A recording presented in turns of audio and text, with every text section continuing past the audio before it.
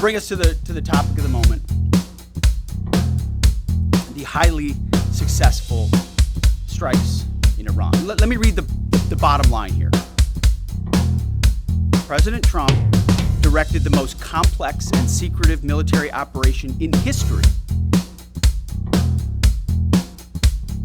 And it was a resounding success, resulting in a ceasefire agreement and the end of the 12-day war. There's been a lot of discussion about what happened and what didn't happen. Step back for a second. Because of decisive military action, President Trump created the conditions to end the war, decimating, choose your word, obliterating, destroying Iran's nuclear capabilities. I want to read some of the assessments that have been provided, because whether it's fake news, CNN, MSNBC, or the New York Times, there's been fawning coverage of a preliminary assessment. I've had a chance to read it. Every outlet has breathlessly reported on a preliminary assessment from DIA. Again, it was preliminary, a day and a half after the actual strike, when it admits itself in writing that it requires weeks to accumulate the necessary data to make such an assessment. It's preliminary. The devastating U.S. strikes on Fordow destroyed the site's critical infrastructure and rendered the enrichment facility inoperable. Have any of these quotes made their way into the New York Times or the Washington Post, MSNBC, CNN? Any of these quotes? How about this one? This is a new one from the UN, the United Nations. U.S. and Israeli strikes caused enormous damage to Iran's nuclear sites.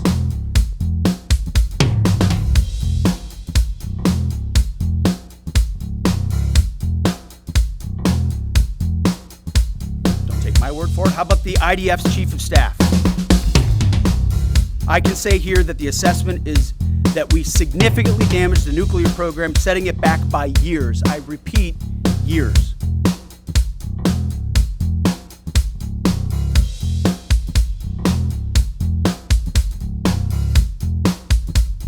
The Iranian foreign minister, the spokesman, our nuclear installations have been badly damaged, that's for sure. I'm sure that's an understatement.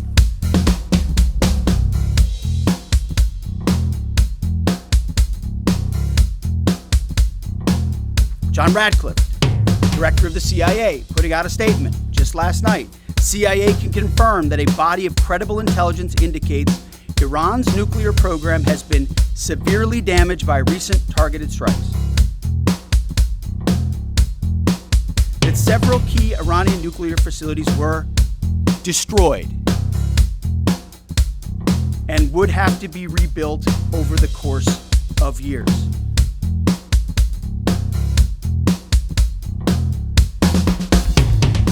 How about DNI Tulsi Gabbard yesterday? She writes, and I quote, "New intelligence confirms what POTUS has stated numerous times. Iran's nuclear facilities have been destroyed." Time and time again, I can go down the list. Those that understand, those that see, those that do proper assessments recognize that what the United States military did was historic. Because you, and I mean specifically you, the press, specifically cheer against Trump so hard. It's like in your DNA and in your blood to cheer against Trump. Because you want him not to be successful so bad, you have to cheer against the efficacy of these strikes. You have to hope maybe they weren't effective. Maybe the way the Trump administration has represented them isn't true. So let's take half-truths, spun information, leaked information, and then spin it. Spin it in every way we can to try to cause doubt, manipulate the public mind over whether or not our brave pilots were successful.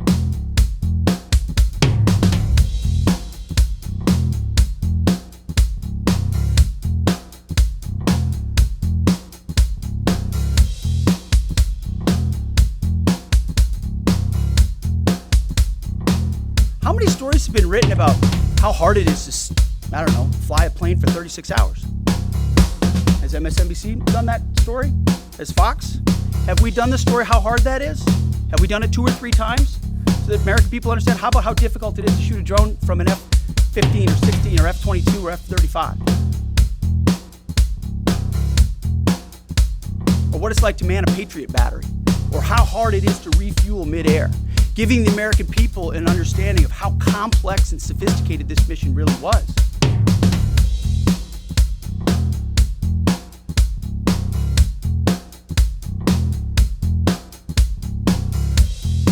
There are so many aspects of what our brave men and women did that, because of the hatred of this press corps, are undermined because your people are trying to leak and spin that it wasn't successful. It's irresponsible. And folks in this room are privy to that information because of the proximity here in the Pentagon. It's an important responsibility.